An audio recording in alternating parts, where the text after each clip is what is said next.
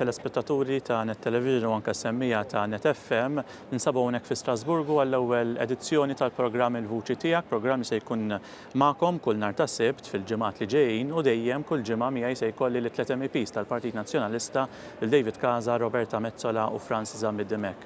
F'din in-nofsija li għandna flimkien se niddiskutu diversi temi u l-ħidma tal-MEPs kemm hawnhekk fi Strasburgu f'din il-ġimgħa ta' sessjoni plenarja iżda anke x-xogħol li jsir kemm fi Brussell kif ukoll ovvjament fil-ġranet li jkunu f'Malta. Se nibdew mal-ewwel b'din id-diskussjoni, grazzi tal-li qegħdin magħna u mat-telespettaturi u mas-semmija. Fl-aħħar jiem kien hemm dak li hu magħruf bħala diskors ta' State of the Union. Il-President tal-Kummissjoni Ewropea Jean-Claude Juncker l-aħħar wieħed, l-aħħar diskors tiegħu għalih fej preżenta l-pjan ta' ħidma għas-sena d-dieħla. Diversi temi, ovvjament ta' importanza kemm għall-popli Ewropej iżda anke għall-Maltin, l-immigrazzjoni, l-ħasil ta' flus, l-edukazzjoni, l-protezzjoni tal-ġurnalisti. X'inhi r-reazzjoni tagħkom għal dan id-diskors u fej f'liema aspetti taħsbu fl-interess tal-poplu Malti li l-Kummissjoni Ewropea għandha taħdem fis-sena li ġejja u anke fis-snin ta' wara? Jiena naħseb li d-diskors kien wieħed b'saħħtu ħafna u mistemi illi naturalment jolqtu lil pajjiżna b'mod dirett jew b'mod indirett. Però naħseb kienet l-ewwel darba li Jean-Claude Juncker enfasizza valur importanti ħafna li huwa d-demokrazija. U naħseb wieħed irid jixtar sew dak l-aspett minħabba li għandna problemi fl-Ewropa bħalissa f'dak li għandu x'jaqsam libertà tal-istampa, ta' kif titkellem, ta' rule of law. U allura naħseb hemmhekk kienet jibgħat messaġġ il diversi pajjiżi Ewropej li sfortunatament bħalissa mhumiex għaddejjin minn sitwazzjoni tajba ħafna f'dak li għandu x'jaqsam demokrazija, inkluż pajjiżna, u naħseb kull pajjiż għandu jara dat diskors bħala warning.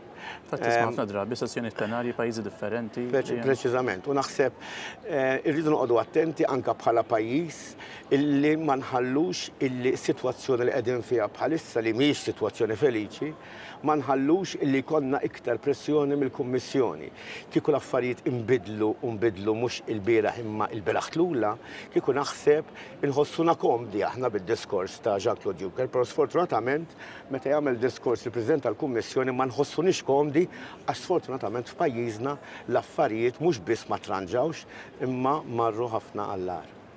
Roberta, Francis, intom tlieta kontu hemmhekk dakinhar tad-diskors. Fil-fatt naħseb l-iktar ħaġa li jiena laqtitni dan kien l-aħħar diskors ta' Jean-Claude Juncker. Is-sena d-dieħla mhux ser ikollna Jean-Claude Juncker. U rrid jagħtina x'nifhmu li għandna fiex nemmnu fl-Unjoni Ewropea. Aħna issa għaddejjin u qed nersqu lejn l-elezzjoni tal-Parlament Ewropew f'Mejju li ġej. U tisma' ħafna dgergir jew kritika għall-Unjoni Ewropea, tisma' għalfejn tħallna fl-Unjoni Ewropea, tisma' ma l-Ewropa ma taqbis salina. Ir-risposta ta' Jean-Claude Juncker kienet li jekk aħna verament nemmnu fil-valuri, fil-prinċipji, fid-drittijiet li aħna ngħatajna meta tħallna fl-Unjoni Ewropea, allura hemm għalfejn għad irid ikollna it-tama għaliex propju l-Unjoni Ewropea dik ittijilna. Mhux qed nitkellem fl-arja, qed nitkellem b'suġġetti tangibbli li f'dan il-programm ser inkunu qed niddiskutuhom u fejn inkunu nistgħu nuru li aħna jiena David Francis għamilna ċerti deċiżjonijiet, ħadnihom, iddiskutejnihom, ivvutajna fuq liġijiet li verament jagħmlu differenza għal ħajja tal-Maltin u l-Awċin kollha. B'xi ċajta kien hemm min qal ġifieri Jean-Claude Juncker qed jitkellem ukoll dwar il-ħin tas-sajf jew il-ħin tax-xitwa jekk issa nbidlu is-sija lura jew b'sija quddiem. Vera tista' tgħid imma minn dak kollu dak qed jissemma ikun hemm suġġetti li jisu xi ħaġa tista' titkellem fuqha kuljum, imma kemm tkellem iżjed fuq il-libertà tal-espressjoni li kif qal David f'Malta hija tant importanti fuq l-istrutturi li aħna rridu npoġġu bħala fondi u bħala nies biex niżguraw li l-fruntieri esterni tal-Unjoni Ewropea ikunu iżjed b'saħħithom.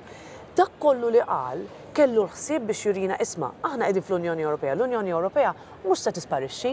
Rajna x'ġara fl-Ingilterra li xi votaw biex joħorġu, aħna qegħdin ġewwa u rridu nkomplu nkunu kburin li qegħdin fl-Unjoni Ewropea ħalli nagħmlu d-differenza fil-ħajjiet tal-Maltin u l-Awċin. Francis? Iva jiena madar qalet Roberta u li qal David, jolqotni wkoll il-fatt preċiżament kemm hu kien qed jagħti diskors li jenfasizza anke viżjoni għall-futur. L-Unjoni Ewropea mhijiex biex issa struttura ta' suċċess, li ġabet il-paċi fl-Ewropa, li ġabet il-ġid ekonomiku, li ġabet mod kif nikkollaboraw u naħdmu ma' xulxin f'tant oqsma differenti, imma anke il-viżjoni għal-futur. Li hija viżjoni wkoll li tinkludi li nħarsu wkoll il-frontieri tagħna. Jean-Claude Juncker għamel enfasi kbira dwar anki l-element li jolqot il-Mediterran, li jolqot allura direttament il-pajjiżna, it-tisħiħ tal-forzi li jikkontrollaw dawk il-frontieri, il-Coastal Guard Ewropew. U naħseb li dak kien żgur importanti anke mill-lat tagħna bħala Maltin. Il-viżjoni għal-futur ovvjament torbot ukoll maż-żgħażagħ. U hawnhekk smajna Jean-Claude Juncker jarġa' jenfasizza dwar is-suċċess ta' programmi bħal Erasmus u li rridu ninvestu aktar biex iż-żgħażagħ tagħna ikollhom dawn l-opportunitajiet li huma jgħixu l-esperjenza Ewropea li aħna Maltin hawn ċinima Ewropej ukoll u li aħna ingawdu minn din l-Ewropa li taqadna fl-imkien u li allura nivvjaġġaw, immorru f'pajjiżi oħrajn, nipparteċipaw fi programmi edukattivi, sportivi, ta' volontarjat. Intom tim wieħed ovvjament, u jkollkom ħafna laqat fl-imkien u tiddiskutu kif se tivvotaw, eċetera, però kull wieħed waħda minnkom taħdmu fuq setturi partikolari. Jiena fl-imkien mal-semmija tal-spettaturi nkunu nafu intom x'tagħmlu fuq livell individwali f'kumitati differenti. Robert, forsi nibda bik il-ħidma tiegħek fuq Facebook dal-aħħar rajna u se nistgħu narawhom ukoll ritratti biex tinkoraġixxi n-nies jużaw inqas il-plastik u din il-kampanja li qiegħda anke fuq livell Ewropew, ovvjament minħabba raġunijiet ambjentali. Kemm nistgħu naslu f'dan l-aspett, ġifieri fejn għandu x'jaqsam mal-ambjent, kemm f'Malta manka meta tħares lejn il-pajjiżi kollha tal-Ewropa? Ħanibda minn Malta u mbagħad nimxi fuq livell Ewropew. Bħalissa m'għandniex dubju li f'Malta l-ambjent tagħna huwa taħt attakk. Il-gvern Laburista moħħu fil-flus, moħħu f'min jista' jtih iżjed flus u iżjed ma mmorru il-ftit naqriet li għad baqalna ta' art verġni kull ma jmorru qed jisparixxu. Rajna x'qed jiġri, rajna x'ġara fiż-Żonqor, rajna diskussjonijiet li għadhom għaddejjin fuq Witomor, rajna l-politika ta' dan il-gvern fuq l-ODZ, l-ikbar skandlu dwar il-proġett tal-ITS li ser neħki l-unika ħaġa li għad baqa f'Pembroke li jista' jagħti dak il-Green Link kif ngħiduha mod anki storiku liċ-ċittadini u l-residenti ta' Pembroke u l-Inħawi fejn jiena inqatta' ħafna ħin. U allura aħna bħala oppożizzjoni nazzjonalista irridu wkoll inkunu proattivi b'azzjonijiet tagħna. U gburija naħseb ngħid li kemm jiena sħabi hawnhekk fil-Parlament Ewropew u anki fil-Grupp Parlamentari Nazzjonalista fil-Parlament Malti qed nieħdu u nipparteċipaw ħafna inizjattivi biex innaqra li nistgħu nagħmlu differenza. Ġifieri bħalissa hemm ħafna attività mhux biss fuq Facebook imma anki fil-kunsilli lokali biex innaqsu l-ewwel nett kif inti l-ammont ta' plastik biex naraw li dawk il-bżieżaq li jittajru fil-festi ma jaqgħux fil-baħar u ikunu perikolati il-fkieren tagħna u l-ambjent marittimu tagħna. Nistgħu wkoll aħna bħala politiċi nuru b'eżempju. Ġifieri jiena qatt ma' grupp ta' NGOs li qed jaħdem biex Malta innatfuha u mmorru kull nhar ta' sibt filgħodu biex niġbru l-iskart minn postijiet differenti. Nibdew b'eżempju dan hu dak li nistgħu nagħmlu. Issa meta l-Partit Nazzjonalista kien fil-Gvern għandna suċċessi kbar li nistgħu niftaħru bihom anki għaliex aħna tħallna fl-Unjoni Ewropea, mhux dejjem kollox perfett, imma għamilna avvanzi kbar. Kull ma mmorru qed naraw dawn l-avvanzi qed jitnaqru b'mod lura. Naħseb li aħna bħall-Oppożizzjoni rridu nagħmlu dik l-effort f'Malta u f'Għawdex u hawnhekk fl-Unjoni Ewropea nagħtu l-appoġġ tagħna għal kull sforz biex dawn l-affarijiet jiġu regolati fuq livell Ewropew. David, il-ġimgħa f'waħda mill-gazzetti internazzjonali, il-Financial Times, kien hemm intervista mal-Kummissarju Ewropew għall-Ġustizzja Vera Jourova li fiha ħabbret aħbar li ma naħsibx li hija xi ħaġa tajba għal Malta illi se jkun qed jinfetħu proċeduri minħabba il-problema tal-ħasil ta' flus li hemm f'Malta. Inti ħdimt fuq dan is-suġġett għadek taħdem, kont inti li tlabt l-Awtorità Bankarja Ewropea biex tagħmel l-analiżi tagħha. Fejn se mmorru, fejn se nkomplu mexjin fl-triq? Meta kont ktibt lill-istituzzjonijiet Maltin fuq dan il-każ, propju ktibtilhom biex ma naslux f'dan l-istat. Ġifieri il-Ministru l-FIU l-MFSA. Ma kienniex bżonn l-Unjoni Ewropea tgħidilna li għandna problema fl-istituzzjonijiet tagħna. Kieku m'għandniex problema fl-istituzzjonijiet tagħna, kieku Konrad Mezzi u Kiċ Kembri m'għadhomx hemm. L-istituzzjonijiet tagħna li suppost qegħdin hemm biex jiddefendu l-ċittadini Maltin, minflok qegħdin jiddefendu politiċi korrotti illi għadhom hemm sal-lum. Il-gvern kważi qed jidher li għandu interess illi l-istituzzjonijiet ma jaħdmux kif suppost biex Konrad Mizzi u Keith Schembri jaqgħu hemm. Il-Prim Ministru ma jridx ineħħi minn madwaru lil Konrad Mizzi u lil Keith Schembri, allura qed iħalli l-istituzzjonijiet li ma jaħdmux kif suppost, illi jkunu b'saħħithom ħafna ma' minnu dajjef imma dajfin ħafna ma' minnu b'saħħtu, u allura wasalna f'sitwazzjoni fejn issa il-Kummissjoni u ma ninsewx li l-Kummissjoni diġà ħarġet rapport fuq l-MFSA fejn qalet għax irtiraw il-liċenzja ta' Pilatus li ma ridux jagħmlu, ma ninsewx. Mela allura m'għandniex għalfejn nkomplu ninvestigaw imma tridu tbiddlu sensiela ta' affarijiet. Dwar l-FIU għad hemm l-investigazzjoni għaddejja. Sa da sew, jiena meta jgħiduli għax inti għalfejn tirrapporta l-istituzzjonijiet ta' Malta, mhux bil-fors, meta jien għandi dovera u li niddefendi l-ċittadini tiegħi. Jien għandi dovera hekk li naħdem kontra ħażil ta' flus. Kif nagħmel kontra pajjiżi oħra. Aħna sa ftit ilu meta kien hemm problema fuq ir-rule of law tal-Ungerija, it-tlieta li aħna votajna kontra avolja dal-pajjiż bħala gvern tiegħu ġej mill-Partit Popolari Ewropew. Allura mbagħad meta niġi fuq il-każ ta' pajjiżi nagħlqu ħalqna għax qed nitkellmu fuq Malta le. Aħna rridu nibqgħu nagħmlu ħilitna kollha biex naraw l-istituzzjonijiet tagħna jkunu istituzzjonijiet tajbin, li jkunu istituzzjonijiet li qed jaħdmu. Il-Kummissarju Jurova issa fl-aħħar jidher li l-Kummissjoni għamlet l-analiżi tagħha, ħatati rapport f'Novembru lill-Gvern tagħna u l-FIU ħajkollha 10 tiem ċans biex tagħti ir-risposti tagħha. Ħasra m'għandniex inkunu hawn. Kenna nagħmlu dak kollu mingħajr ma tgħidilna l-Unjoni Ewropea. Iċ-ċittadini Maltin riedu li l-gvern ibiddel dak li għandu jbiddel biex ma jkun hemmx ħasil ta' flus. Il-medja f'pajjiżna kollha qablu illi l-gvern kellu problema u jekk nibqgħu sejrin hekk ħassir ħsara waħda apparti l-reputazzjoni ta' Malta, imma l-financial services u l-ħaddiema, eluf ta' ħaddiema li jiddependu minn dan is-settur. Mela allura hija ħasra li wasalna saw, però fl-aħħar mill-aħħar il-poplu Malti vota biex jidħol fl-Unjoni Ewropea wkoll biex ikun hawn istituzzjonijiet Ewropej illi tara illi l-istituzzjonijiet fi stati membri jiffunzjonaw sew biex jgawdi biss iċ-ċittadin ta' dak il-pajjiż u mhux il-politiċi korrotti li sfortunatament dawru lill-Prim Ministru Malti Joseph Muscat. Għabek ninsabu ftit il-barra mill-kamra, mill-fej jisiru l-voti. Mod il-ġimgħa vot partikolari, Francis, kien dwar direttiva brabta mal-medja. U dak li naraw fuq l-internet fost l-oħrajn, waħda mill-iktar enfasi ta' din id-direttiva hi fuq kontenut li ma jagħmilx ħsara lil itfal. Nafu l-itfal jaqattaw il-maġġoranza tal-ħin, naħseb hekk issaqs il-ġenituri dejjem bil-ġlied ma' tfal kif se jaqattaw inqas ħin jaraw it-televiżjoni u fuq l-internet. Kemm importanti ġifieri li l-ġenituri serħu rashom li meta tfal qegħdin jaraw it-televiżjoni qegħdin fuq l-internet ma jkunx hemm kontenut li jagħmilhom ħsara u dak li magħruf ukoll bħala l-hate speech. Dak li votajna dwaru din il-ġimgħa huwa preċiżament immirat l-ewwel biex inħarsu lejn ir-realtà ġdida tal-medja. Għaliex inti semmejt ħafna televiżjoni, ma llum għandek ukoll min isegwi ħafna servizzi online. L-idea li inti anki jekk qed tuża televiżjoni jew qed tuża sistemi oħrajn, imma qed tara dak li tażel int. U dan ukoll irridu noqogħdu attenti għaliex nafu li għandu influenza kbira fuq il-ħajja tagħna. U b'mod partikolari nqogħdu attenti għal dak li jolqot iva lin-nies ta' età żgħira, lit-tfal, lin-nies li huma żgħażagħ.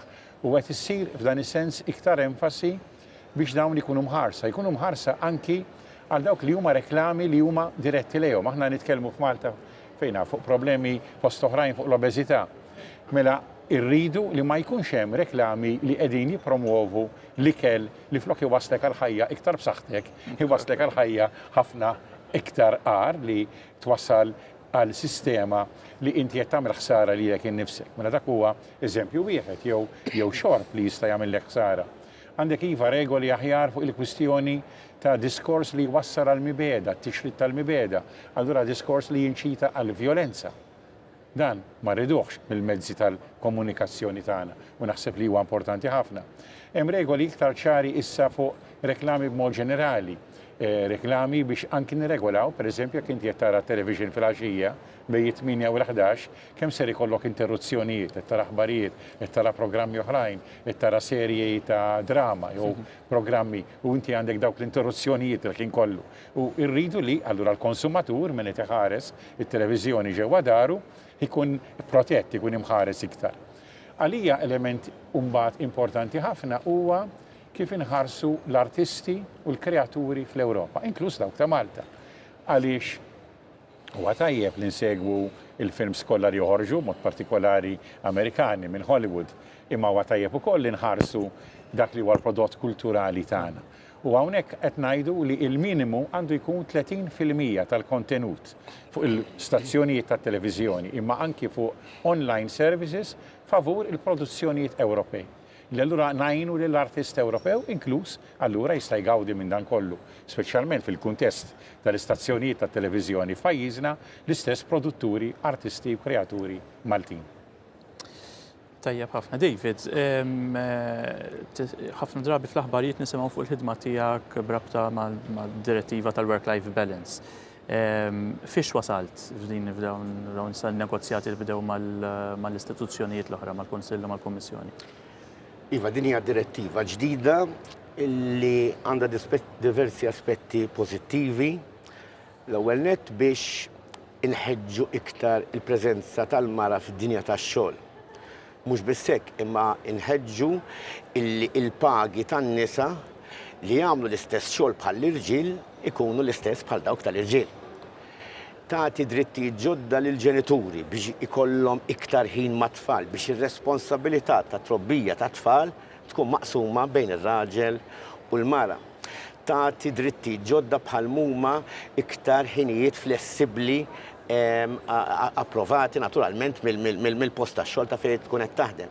Hija direttiva li naturalment mhix faċli għaliex għandek il-Kunsill tal-Ministri li tjarana li konna ftit iżjed kuraġġużi f'dak li aħna tlabna, naturalment bħalissa li ġiet approvata diġà mill-Kumitat qegħdin fil-trialog, ġifieri jkun hemm diskussjonijiet bil-Kummissjoni li tinsab fuq is-pożizzjoni tal-Parlament Ewropew huma diġà għandna l-istess tista' tgħid miżuri aċċettabbli għalina tnejn. Però il-programm li għandna mal-Kunsill diġà intqajna naturalment l-ewwel trialog sar, issa wasalna biex nibdew it-tieni trialog.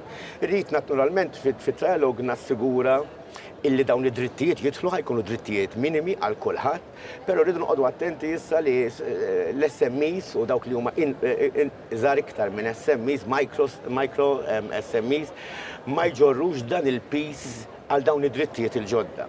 Allura dik li se tkun ftit diffiċli, naturalment aħna diġà ressaqna pjanijiet biex naraw ta' kif jista' jsir, illi forsi jkun l-istat illi jara kif il-mod ta' kif ħataħdem din id-direttiva, jew jista' jkun ukoll l-Ewropa jkollha fondi apposta biex jintużaw għal dan l-iskop.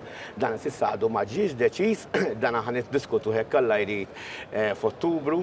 Naturalment hija direttiva illi sa sibt ħafna nies jgħinuni fiha fosthom ir-rappreżentanti ta' trade unions, li TUC, intqajt anke ma' rappreżentanti f'Malta kemm ta' min ħaddem kif ukoll tal-ħaddiema, irridu nsibu dak li huwa bilanċ. Hawnhekk fil-Parlament Ewropew u fl-istituzzjonijiet Ewropej jiena ngħid ma jkun hemm qatt min jerbaħ u min jitlef, imma dejjem nippruvaw insibu dak il-bilanċ.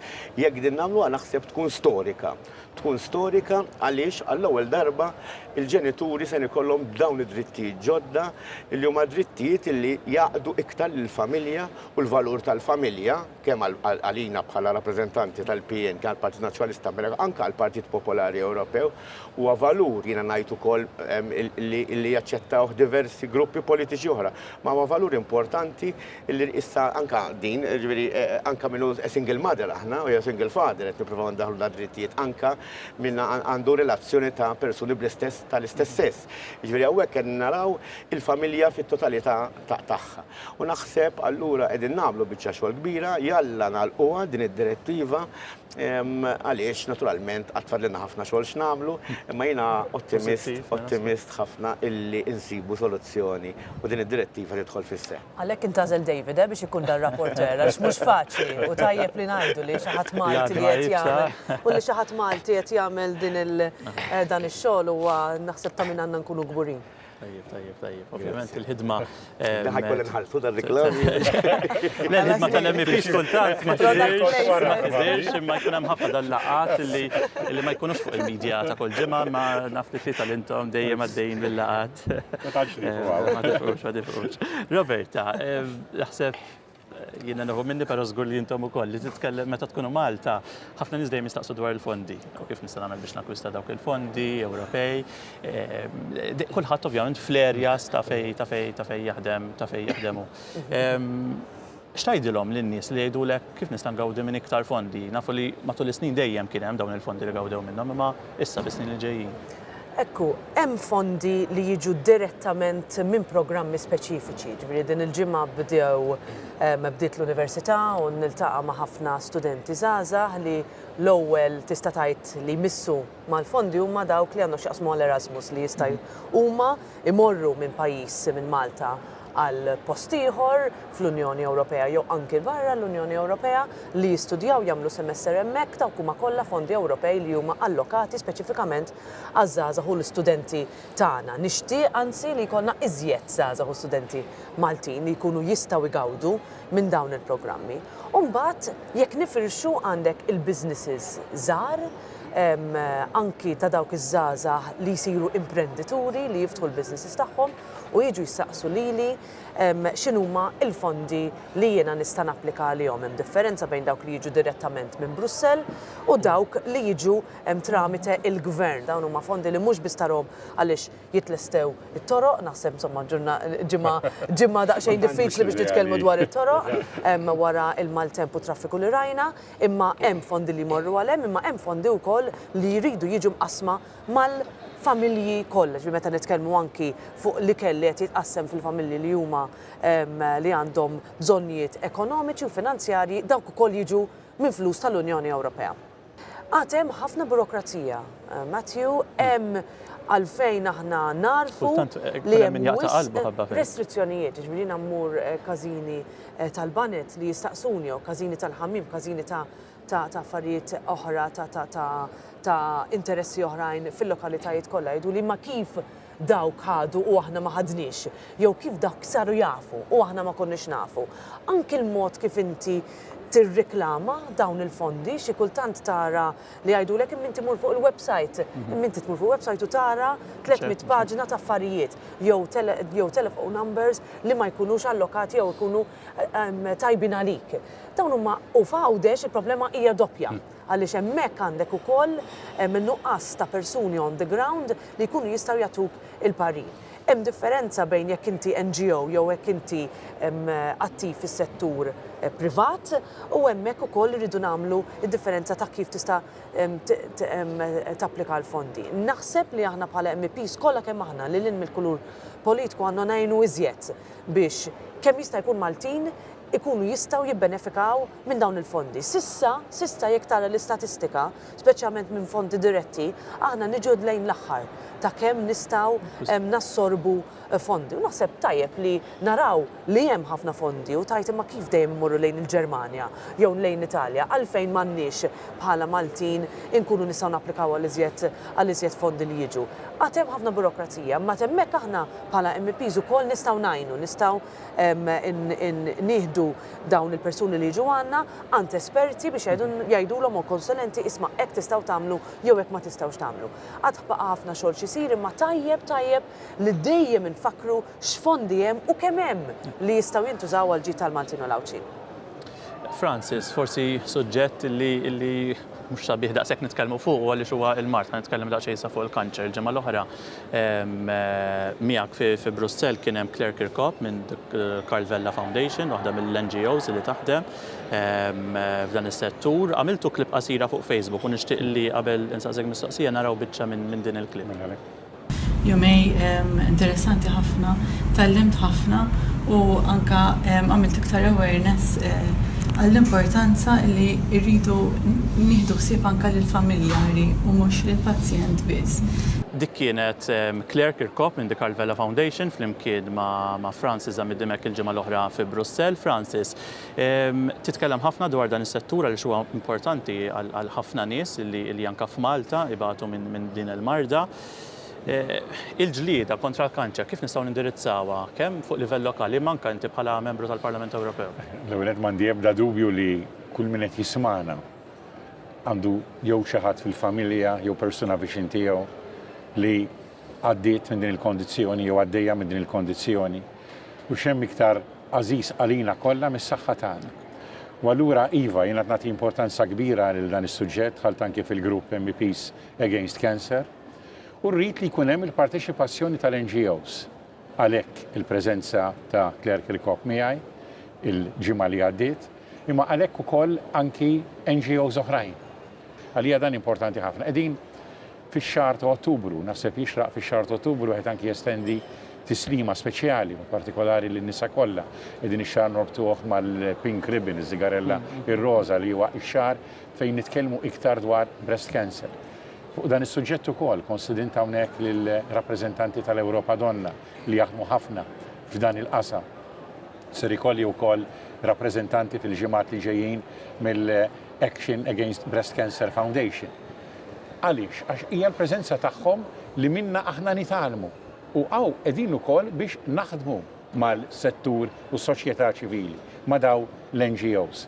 Qed insemmu l-kanser. Jiena gburi l-informaw aħna tlieta parti minn partit politiku il-partit tal-Partit Popolari Ewropew li qed jagħti enfasi speċjali fuq dan is-suġġett anki bħala parti mill-programm politiku tagħna fil-kampanja elettorali li issa deħlin fiha.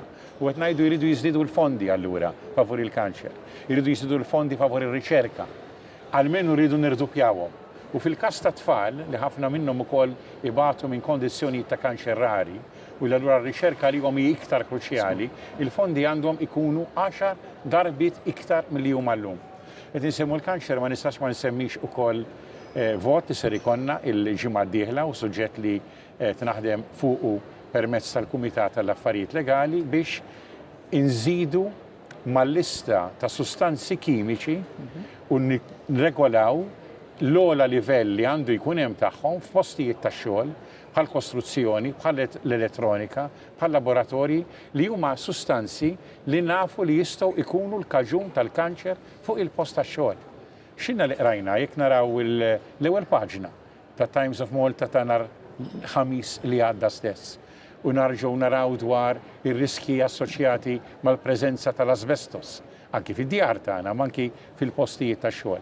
Qed inżidu l-lista ta' kimiċi ta' sustanzi li jistgħu jkunu ta' periklu għal ħaddiema u dawn irridu nirregolawhom b'mod li inħarsu is-saħħa tan-nies ħafna iktar. Għaliex il-ħidma fl-aħħar mill-aħħar tagħna fil-Parlament Ewropew hi wkoll marbuta ma' daw is-suġġetti li jorqtuna fil-ħajja ta' kuljum. Fil-fatt f'din in-nofsija semmejna ħafna suġġetti u żgur li anke kif tkellimtku fil-ġimgħat li ġejjin għandkom x'taġġornaw in-nies bl-affarijiet li qegħdin tagħmlu kemm fuq daw is-suġġetti li tkellimna però anke fuq suġġetti oħra.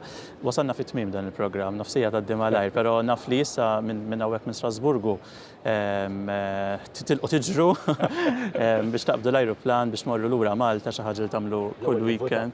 Xi ħaġa li tagħmlu kull weekend din il-ġimgħa forsi speċjali għalik nawgurawlek l-anniversarju ovvjament Roberta minn hawnhekk għattajtu. Però kif tlaħqu ġifieri Malta, Brussels, Strasbourg, Brussels, Malta,